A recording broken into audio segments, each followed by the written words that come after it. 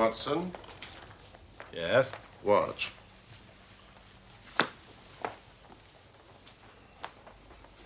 The chemical reaction you are about to witness will solve the mystery concerning the persecution of Mr. John Vincent Hardin. Excellent. The tobacco millionaire. Shall I take notes? No, I will dictate in the fullness of time.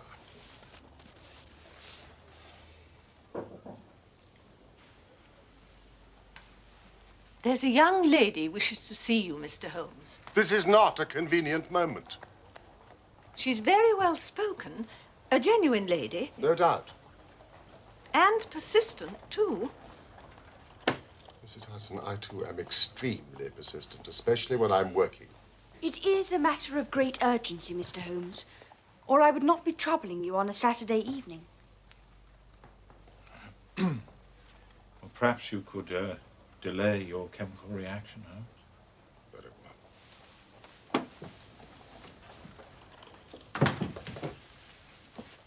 well. Do sit down. Miss... Violet Smith. Dr. Watson. Thank you, Mrs. Hudson. A genuine lady, I told you. Oh, please. Thank you. I'll be quite happy here. Very well. Miss Smith, you must tell us your matter of great urgency. It is obviously not your health. So ardent a bicyclist must be full of energy. Yes, I bicycle a good deal. Slight roughening on the side of the soles caused by the friction of the pedals. Excellent, Watson. The marks on your shoes. Oh, yes. Even if I have to travel a long way, I take my bicycle on the train with me, as I did today. You will excuse me, but it is my business. Yes, I nearly fell into the error of supposing you earned a living by typewriting, but of course it is obviously music. You will observe, Watson, a spatulate finger ends, which is common to both professions.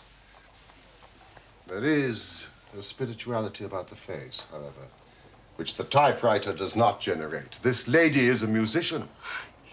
Yes, Mr. Holmes, I teach music. In the country, I presume, from your complexion. Near Farnham, on the borders of Surrey.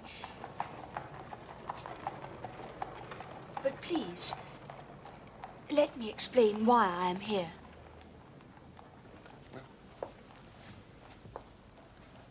I am an only child, and my father died some years ago. His name and profession? James Smith. He conducted the orchestra at the Old Imperial Theatre. Ah, the Old Imperial, Holmes. Yeah. Please continue.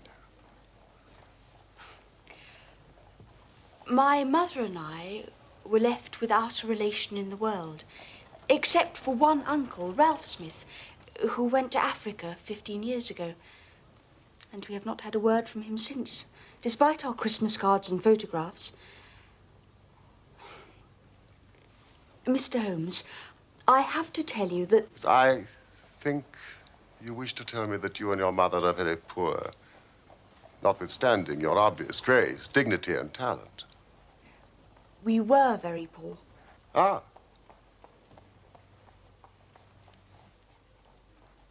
About 4 months ago, in February, we were told there was an advertisement in the Times inquiring for our whereabouts.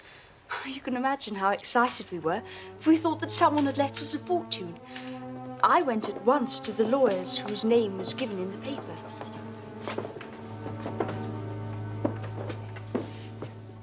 Now, this is Miss Violet Smith. The solicitor introduced me to 2 men, a Mr. Carruthers and a Mr. Woodley.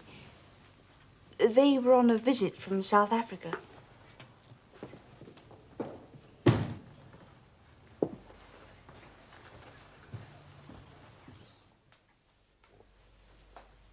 I wish I could tell you your uncle left you a vast fortune, but as I said... He died in extreme poverty.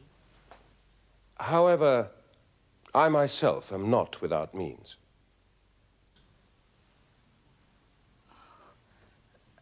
My mother and I never sought charity. No, nor do I offer it. Please. I have a question to ask of you. Your Uncle Ralph said you were very musical. Do you teach music? Yes. Miss Smith, I am now a widower with a 10-year-old daughter. Young Sarah. She needs a music teacher. So you see, I do not offer charity. A job. He wants to give you a job.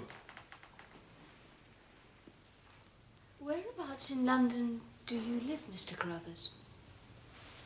I don't. I live about 6 miles from Farnham, in Surrey, at Chiltern Grange. I couldn't possibly leave my mother on her own. I will pay you £100 a year. 100 a year.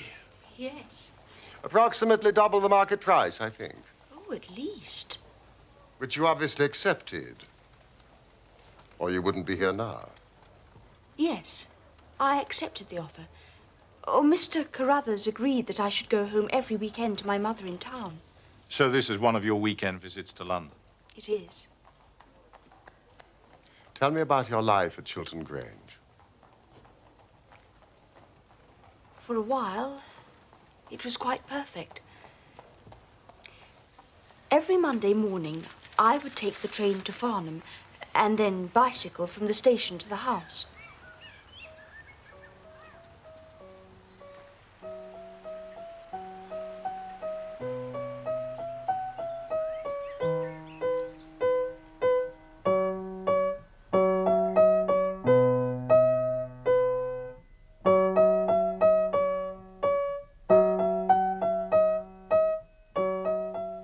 The little girl's name was Sarah, and she was delightful, as well as being a very good pupil.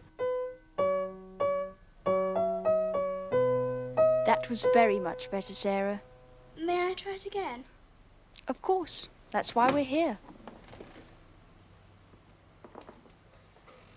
Mr. Carruthers was appreciative of my work and an extremely kind and considerate host. It sounds idyllic. It was. What happened to spoil it? A visitor. Mr. Woodley. However did you guess, Mr. Holmes? Miss Smith. I never guess. Tell me about his visit. He arrived and was to stay for a week. But to me it seemed like 3 months. Oh, that odious red moustache.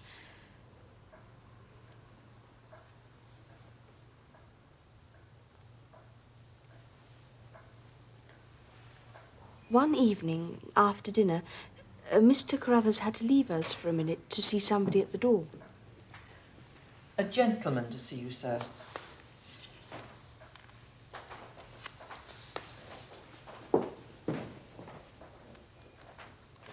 Will you excuse me?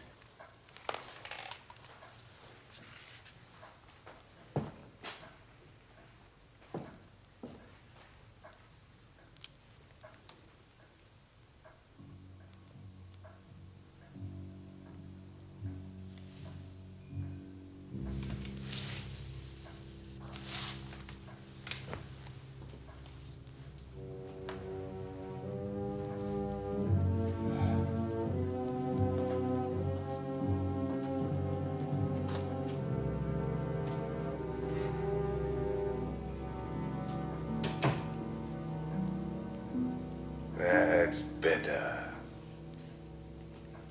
Better? In what way? Better to get the old folk out of the way. I don't regard Mr. Carruthers as old. Oh, yes, but he isn't young. Like us.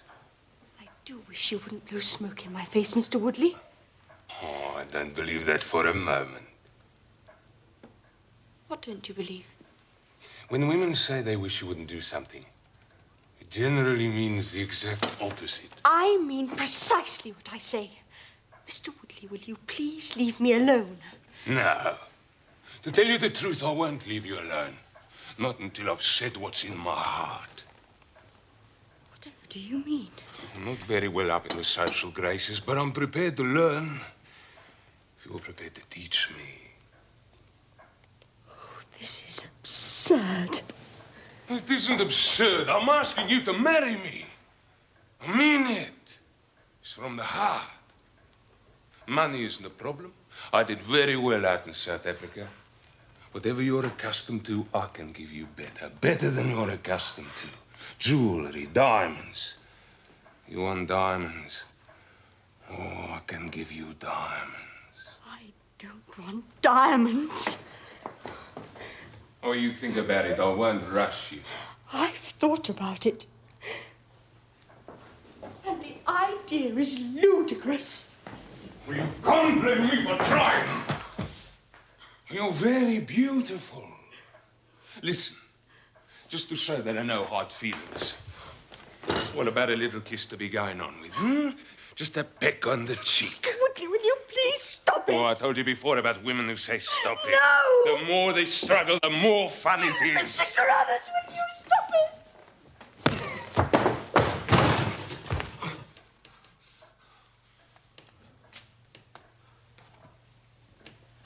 Get out of this house! All right. I'm going. I'm not interested in old men. In old maids.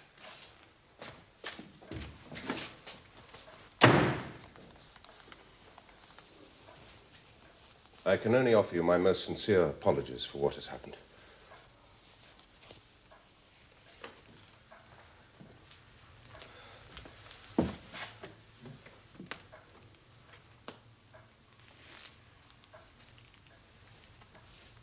If I give you my assurance that it will not happen again, for my daughter's sake, will you stay?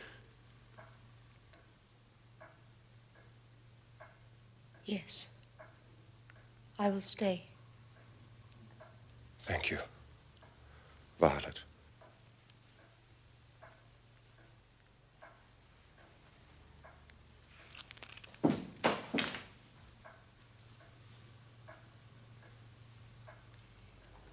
Mr. Woodley left the house, and I have not seen him since. The blackguard.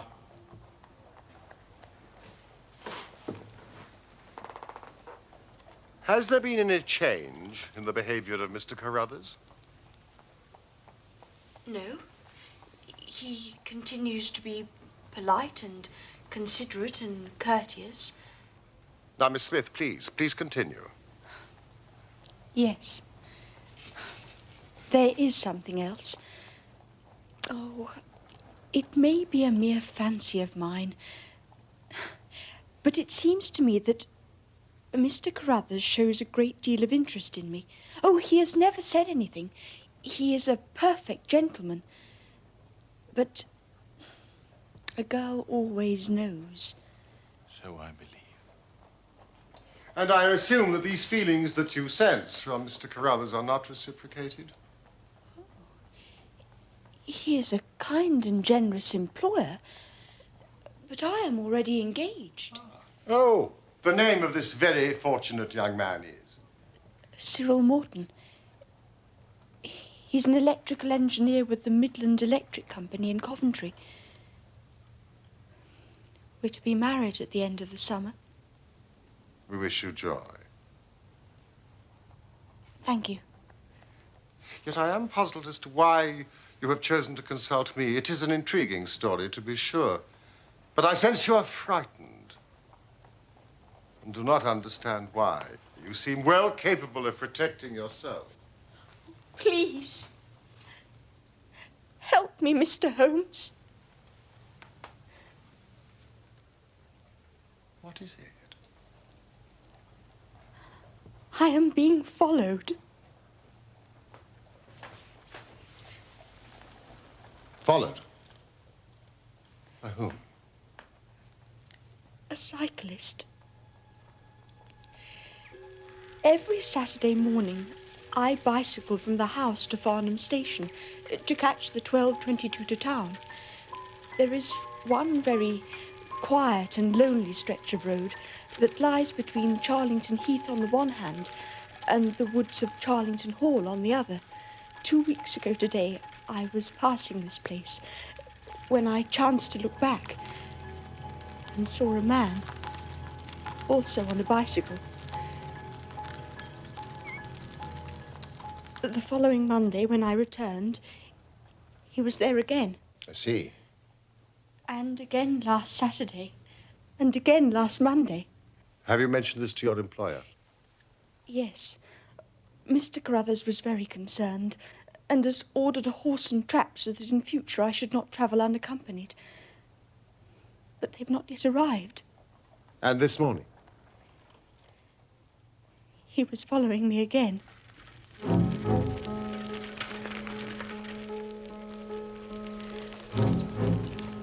I slowed down, but he did the same. Then I stopped completely, but he did the same. So, I laid a trap for him.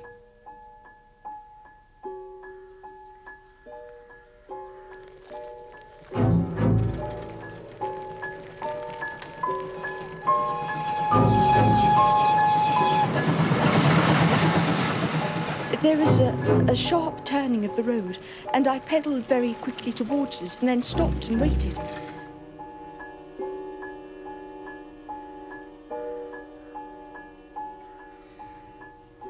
But he seemed to disappear into thin air.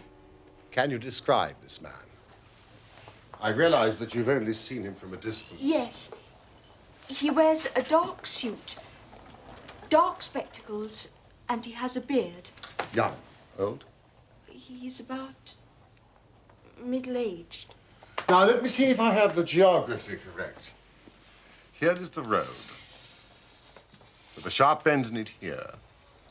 On this side, Charlington Heath, and on the other, the woods of Charlington Hall. How long did you wait for him here around the bend? Oh, no more than 2 minutes. So he could not have retreated back down the road? Are there any side roads? None along this stretch. Could he have taken a footpath across the heath? Oh, the heath is totally flat and bleak. I think I would have noticed him. So, by a process of exclusion, we arrive at the fact that he made his way towards Charlington Hall. Now, how does Mr. Carruthers make his living? Oh, he's a rich man.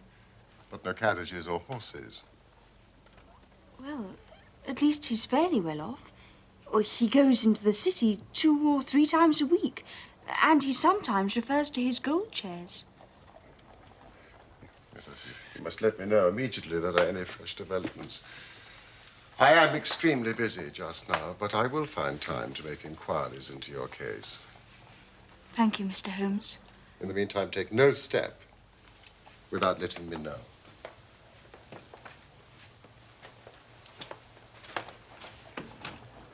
I'm sure we shall have nothing but good news for you. I do hope so, Dr. Watson.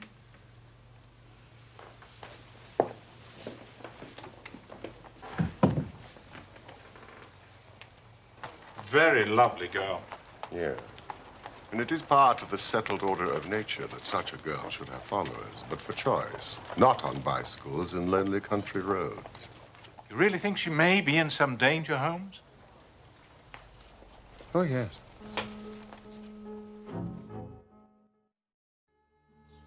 On the following Monday, Holmes found that he had business which detained him in London. So he dispatched me on the early train to Farnham that I might observe Miss Smith's passage past Charlington Hall.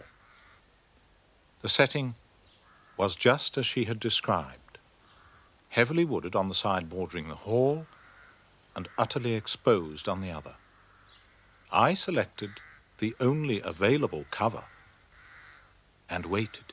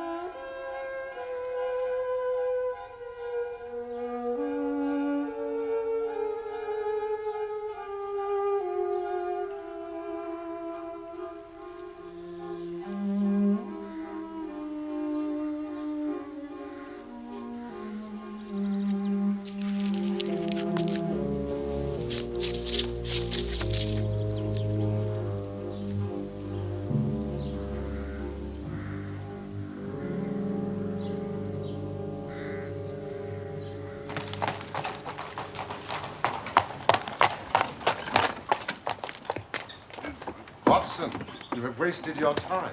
I thought I did rather well. No, your hiding place was ill-chosen. You should have been in the bracken on the other side of the road. In that way, you would have had a close view of this fascinating, solitary cyclist. Thank you.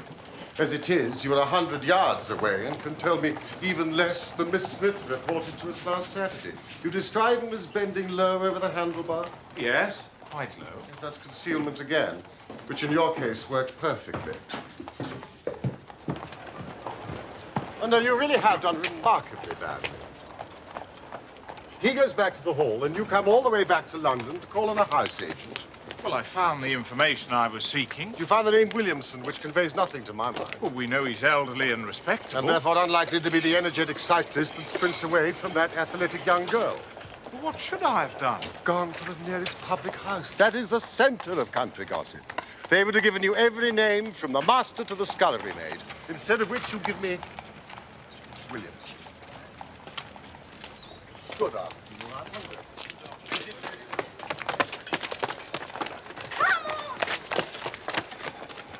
So, what have we gained by your expedition? The fact that the girl's story is true. I never doubted that. That there is a connection between the cyclist and the hall. I never doubted that either. That the hall is tenanted by a man called Williamson. Who is the better for that? I shall go back tomorrow and visit the public house. No, my dear sir, do not commit yourself to rashness because you are temporarily depressed. We can do nothing useful until Saturday. Did I really do remarkably badly? Yes.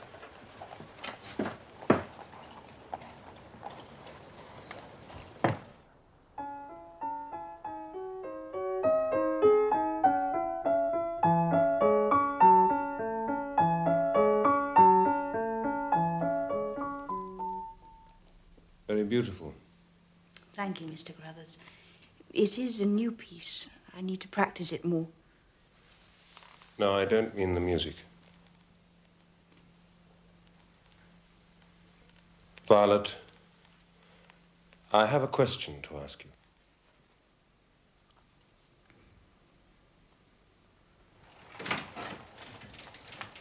Morning, Holmes.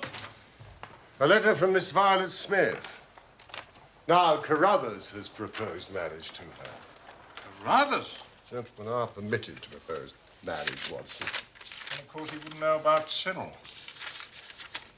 You going to Farnham? I want to test one or two theories which I've formed. Shall I come with you? No, that will be neither useful nor necessary. Try the nearest public house. Always a good centre for country gossip. Thank you, Watson. Capital notion.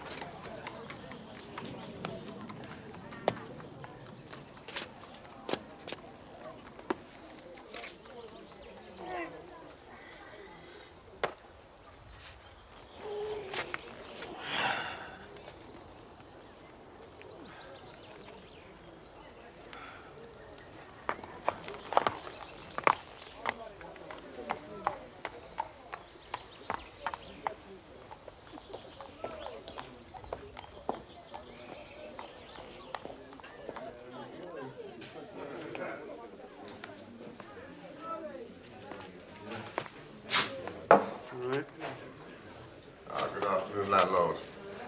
May I have half a pint of your local ale, please?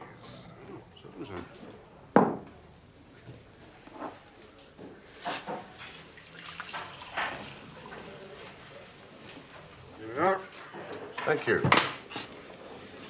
You may keep the change. Well, it's most generous of you, sir, but I couldn't. I haven't done anything to warrant such generosity. I'm about to give you the opportunity. I need some information. Oh, I'm not one for idle gossip, sir. Neither am I. I prefer facts. Tell me about the people at Charlington Hall.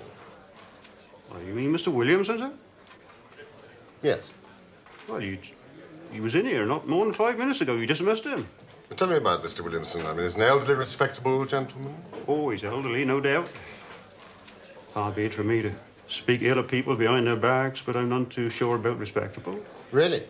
He's an ex-clergyman, I reckon. Ex? Apparently. He was struck off.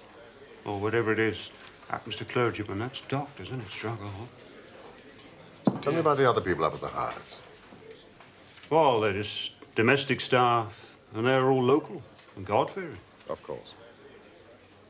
But he do have folk up there at weekends. Weekends? Yes, sir. Weekends. Ah, well, what sort of folk? Oh, they're a warm lot. Warm? Yeah. The sort you don't want to get too near for fear of getting burnt, like. That's good. Oh, well, you may think it's good, sir. But it don't go down well in the village, I can tell you. And there's one fella in particular. Particularly warm, is he, this? Yeah. It's very particular, sir. I'll wager he has a red moustache. Yeah. Do you know him? I've never met the gentleman. Well, now's your chance. Mr. Woodley. None of your damn business. Our landlord keeps a very respectable house, and your language is not welcome. Who do you think you are? What the hell do you want coming here asking all them questions? You're quite right, landlord. Clearly not a gentleman. Oh, I'm as much a gentleman as you are.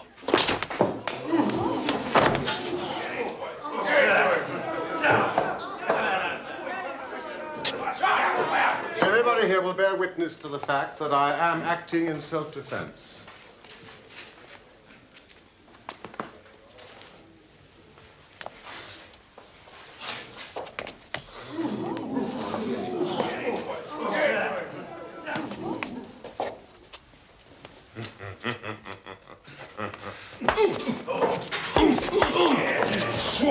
No, sir. A gentleman.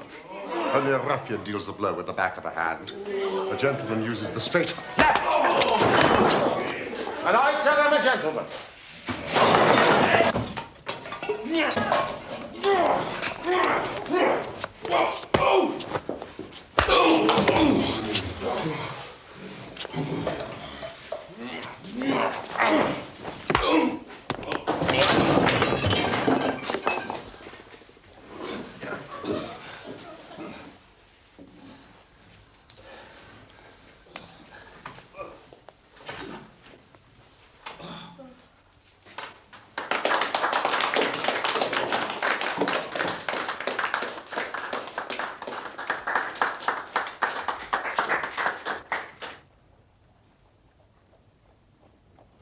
It was absolutely delicious, Watson. So I see. A straight left against a slogging ruffian. I emerged, as you see. And the slogging ruffian? Mr. Woodley was taken home in a cart.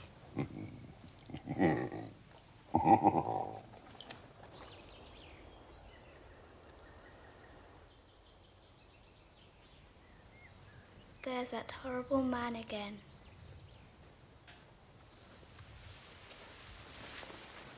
Which man?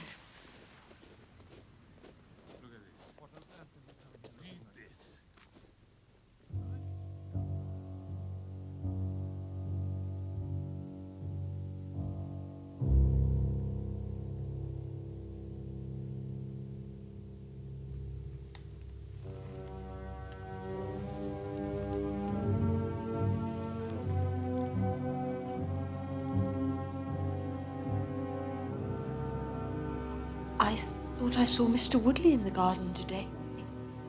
You did. He's staying in the area. But do not worry. I have told him quite firmly he's not to set foot inside the house.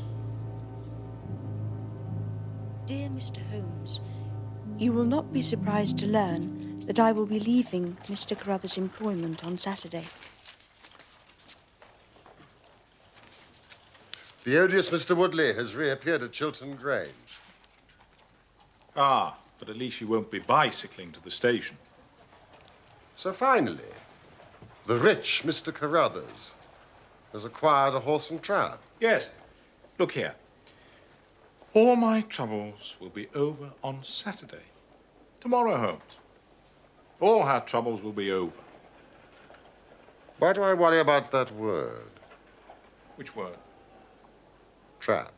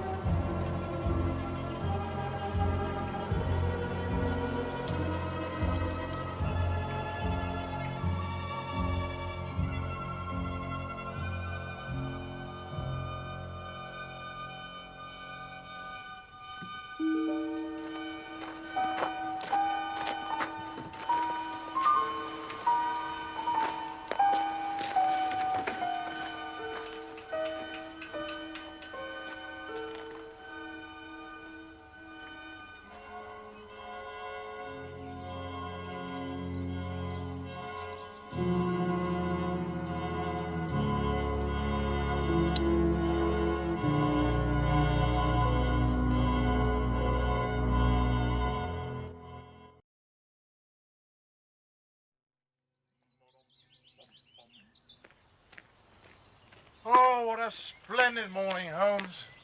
Acceptable weather for the time of year. Now, who would want to harm that dear girl on such a morning? I hope nobody.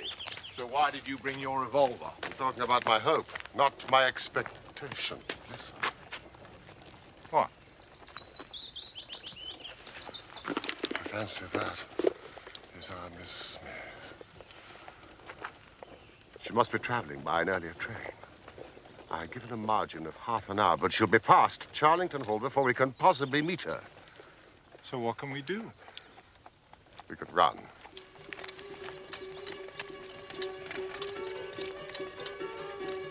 Fool! I should have allowed for that earlier train!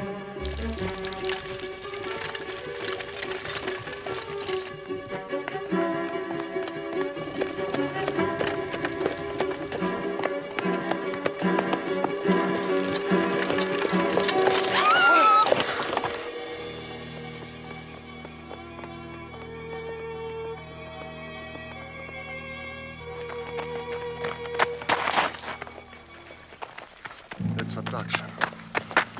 What's it? It's abduction, murder, heaven knows what. Stop that horse.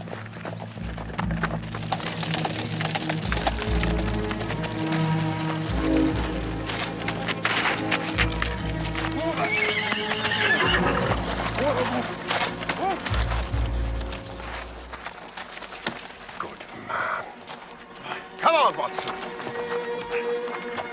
Let's see if I can repair the consequences of my own blunder. Oh.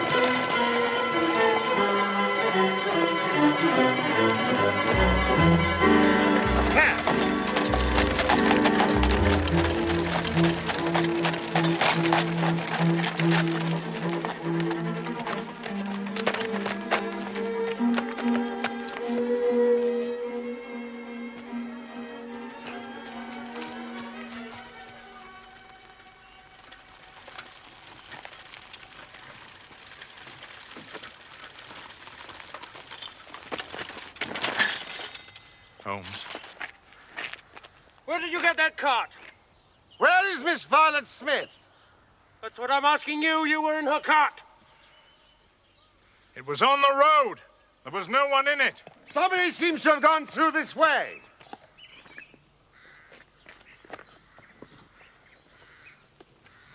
We must find them. Come, Watson.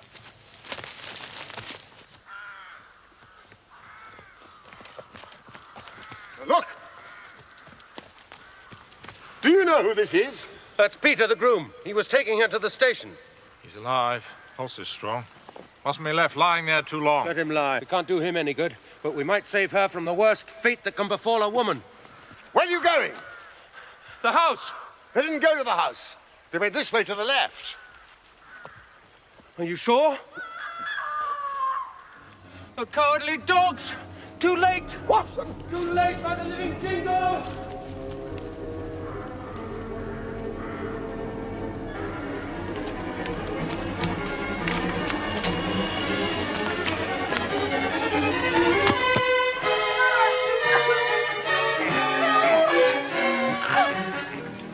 For as much as John and Violet have consented together in holy wedlock, and have witnessed the same before God and this company,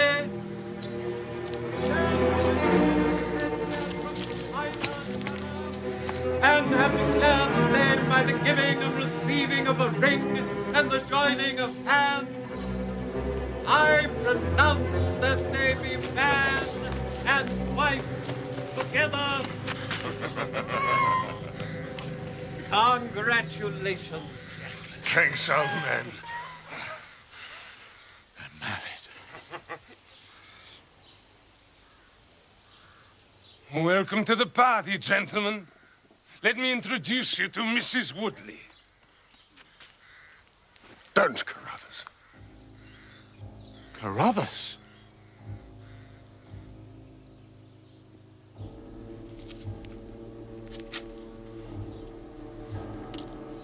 Yes. And I'll see this woman righted if I have to swing for it. You're too late. She's my wife. No. She's your widow. I told you what I'd do if you molested her. By the Lord, I'm a man of my word. When you hired me, nobody told me there'd be any of this damn nonsense. Drop that pistol. Watson, pick it up. Give me that revolver. We'll have no more violence. Who are you to be giving these orders? Sherlock Holmes. Good Lord. Here, you. Sir? Are you well enough to drive into Farnham? Yes, sir. I reckon I am. Then give this note to the superintendent of the police station. In the meantime, I must detain you all under my own personal custody.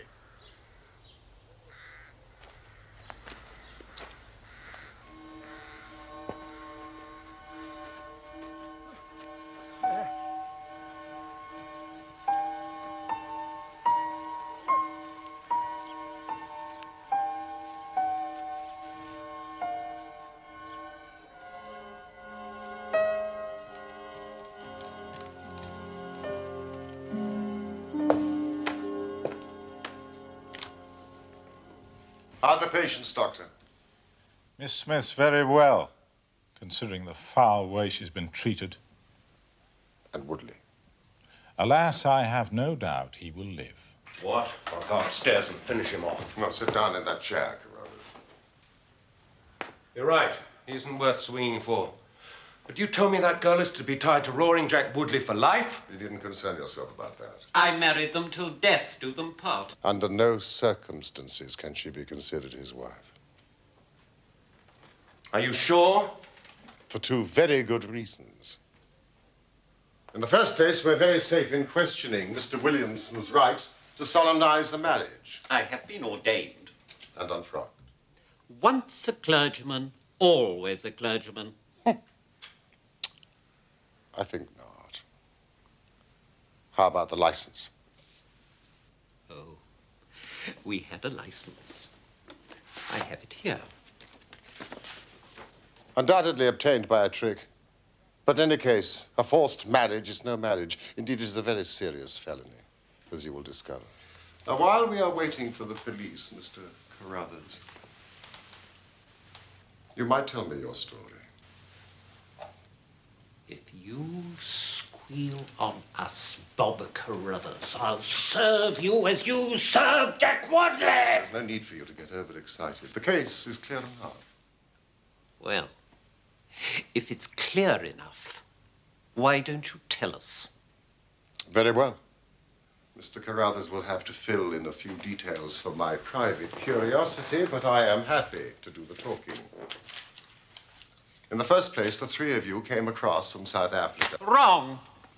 I've never even been in South Africa. It's true.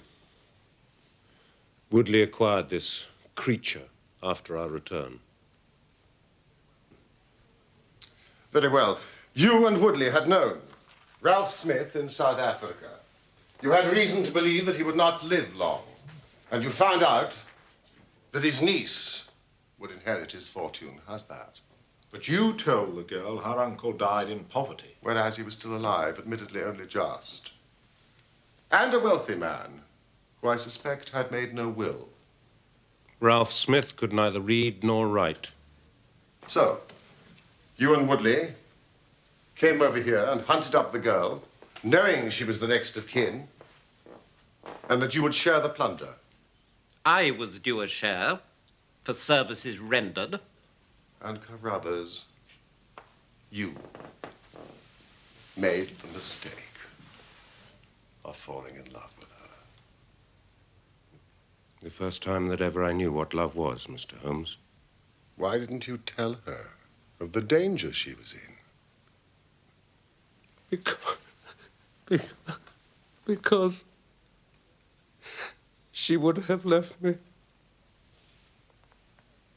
And I couldn't bear to face that. Oh, what will happen to my daughter, Sarah? We'll see she's well taken care of.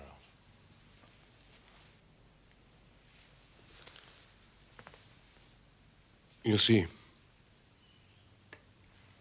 even if she couldn't love me, it meant a great deal to see her about the house and hear the sound of her voice. You may call it love, Mr. Carruthers. I should call it selfishness. Maybe the two things go together. But I tried to protect her. I never once let her go past this house where I knew those rascals were lurking without following her on my bicycle to see she came to no harm. I kept my distance and wore that beard so she should not recognize me. Then I presume the cable arrived. Cable? What cable?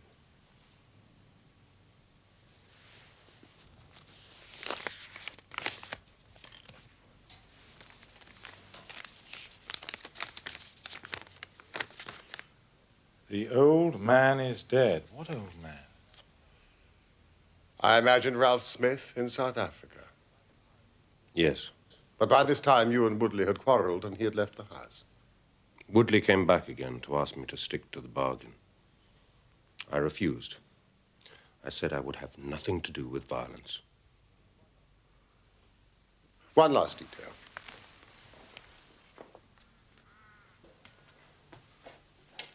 Why was Woodley chosen as the prospective husband?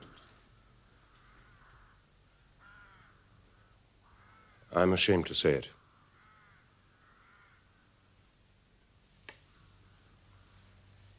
We played cards for her.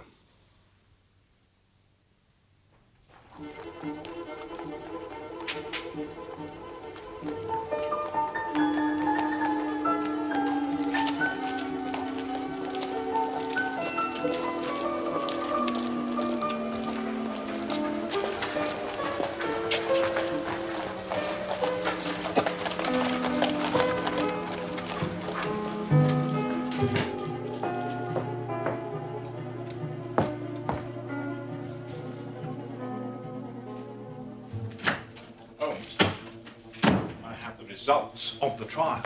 Listen to this. The judge, in summing up, said, Holmes.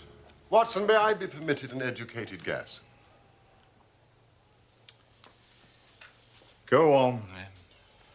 I would expect Woodley to get 10 years, Williamson 7 years, and Carruthers, in view of the eloquent speech I made on his behalf at the trial, probably 6 months. That is exactly right. Well, I have certain advantages, Watson. Largely the fact that I sent out for the early edition. An undoubted advantage.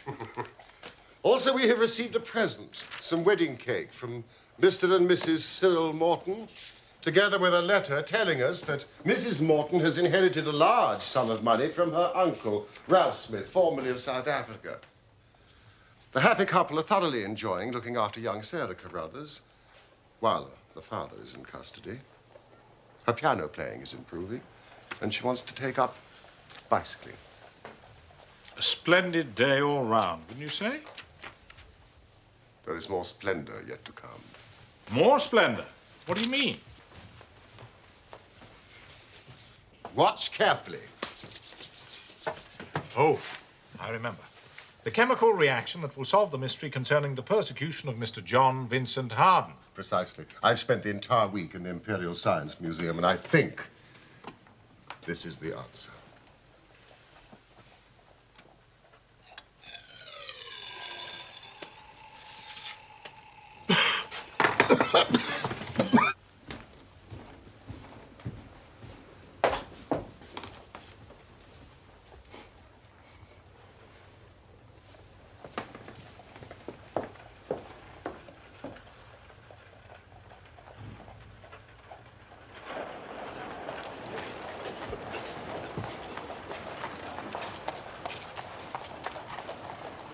Is that the answer, Holmes?